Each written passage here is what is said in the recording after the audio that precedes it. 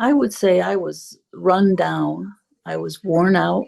I had years of fighting the issues to the point where it was almost every day. And my neighbor is a social worker, and she said, "Well, you have one of those autoimmune diseases." And I said, "I do. I just thought I didn't feel good."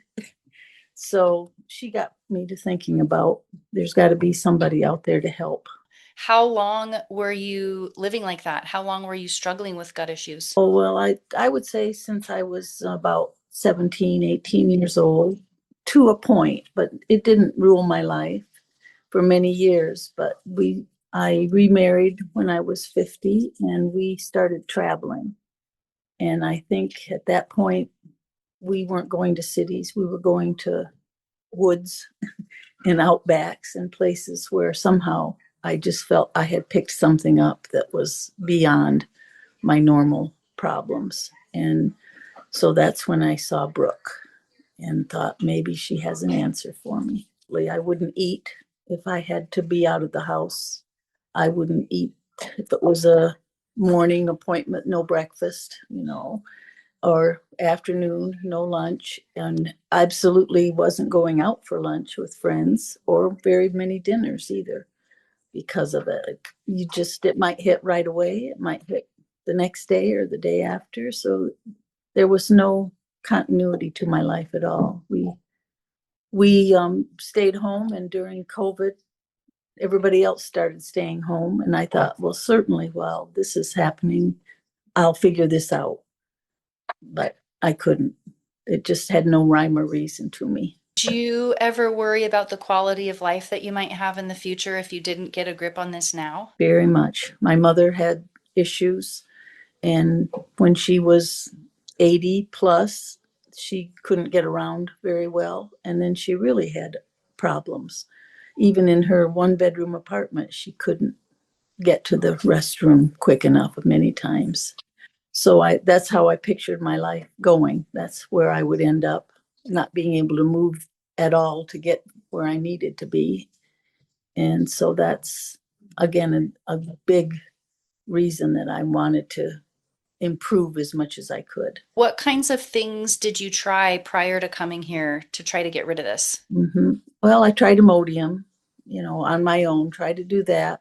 I have a friend in Australia who told me about the FODMAP program and how well that people that she knew, it was helping them. She didn't have issues herself, but she'd been here and dealt with me and watched me go through many things.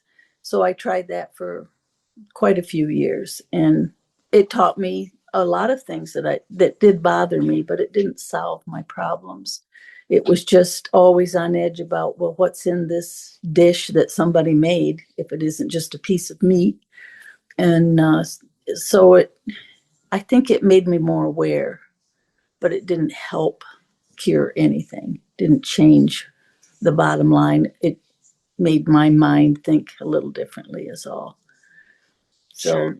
Yeah. And I had an interstem implant put in that was supposed to signal me, which never helped at all. So after 8 years, I had that taken out.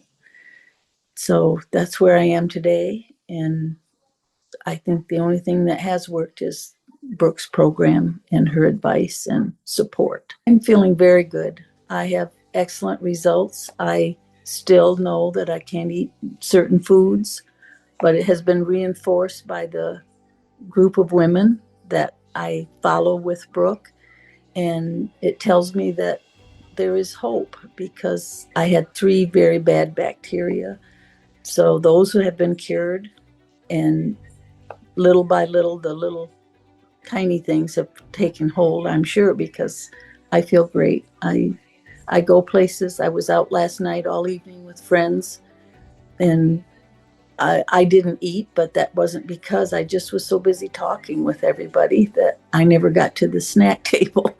But it has made me feel like I have a life again, that I'm 80 now, can go out and enjoy my people and not worry about something happening. and embarrassing myself and my friends. You are worth it. You need to take care of yourself. You need to figure out how you can have a wonderful life again. It's out there and it can be solved. And you have to have the medical end of it as well as the daily supplements or the daily routine that you have to follow. But it's there. You just have to do what's necessary to get yourself through this and enjoy yourself again. The support from Brooke and the women is a big piece of it for me. How did it feel when you got your test results back? How did it feel when you finally had a reason for the symptoms you had been experiencing? Vindication. You aren't crazy. Again, people after a while, they kind of look at you like, come on, it can't be this bad. Well, yeah, it is. So that, to me, to see those results was just like, oh, wow, this is concrete. This is definite that there is something wrong and it's not all in my mind. So yeah, I think that was the best part, was there's hope to know you can do it, I guess. You just need to have somebody, like we said earlier, that knows that you can get through this.